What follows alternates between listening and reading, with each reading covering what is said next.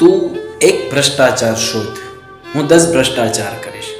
તું ઉલ્લી ઉલ્લીને બોલ, હું તો રોજ માટે આ કરીશ. આજે વાત કરવાની છે મહુવાના નગરપાલિકાના ભ્રષ્ટાચાર બાબતેની.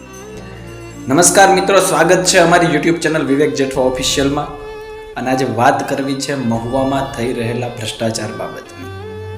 વિડીયો આવે છે, એ વિડીયો છે મહુવાના ગાર્ડન રોડ પાસેથી જઈ રહ્યો હતો એક ટ્રેક્ટર.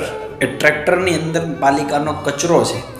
હવે એ ગાડી કચરો જે ગંદકી જ્યાં જ્યાં થાય છે ત્યાં કચરો ભરે છે ને પછી કોઈ એક સ્થળ ઉપર નાખવા જાય છે. પરંતુ એ જે ટ્રેક્ટર છે એ ટ્રેક્ટર એટલી ખરાબ હાલતમાં છે કે તમે જોઈ શકો છો કે એ ટ્રેક્ટર જે છે તેમાંથી જેટલો કચરો ગંદકીનો છે એ રોડે ઢોળાતો છેક જ્યાં સુધી આ કચરો નાખે ત્યાં સુધી જાય છે. નિહાળો એ વિડીયો અને પછી આપણે એ કચરાના બાબતે ને જે ભ્રષ્ટાચાર શું છે એ બાબતે વાત કરીએ.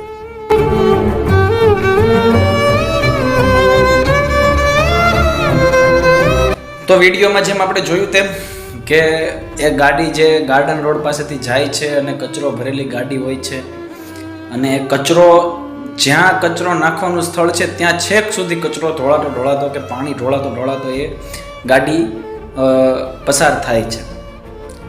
પ્રધાનમંત્રીનું સ્વપ્ન હતું, દેશના વડાપ્રધાન નરેન્દ્ર મોદીનું સ્વપ્ન હતું સ્વચ્છ ભારત અભિયાન. એ અભિયાનને ફોલો કરવા માટે એની જ પાર્ટીના લોકો અથવા તો કહી શકાય કે ભારતીય જનતા પાર્ટીની સત્તાવાળી પાલિકા જે છે એ નગરપાલિકા અત્યારે ફોલો નથી કરાવી શકતું. એ સ્પષ્ટપણે આજે દેખાઈ આવે છે. ભ્રષ્ટાચાર શા માટે એવું કેમ કહીએ છીએ કે આજે ભ્રષ્ટાચાર છે પાલિકાનો છે? પાલિકા છેલ્લા ઘણા સમયથી ચાલે છે.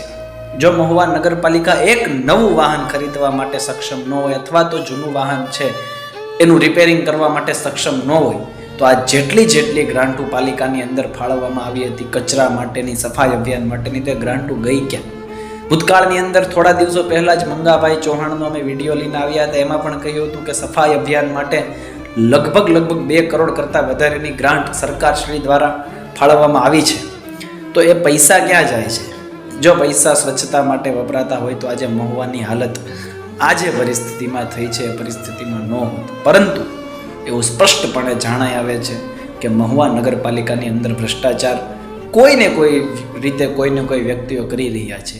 પાલિકાના પ્રમુખ એનો દુરુપયોગ, પાલિકાના પ્રમુખના હોદ્દાનો, જે પાલિકાના પ્રમુખ બેઠા છે એનો દુરુપયોગ અમુક લોકો કરી રહ્યા છે એવું સ્પષ્ટપણે દર્શાઈ આવે છે.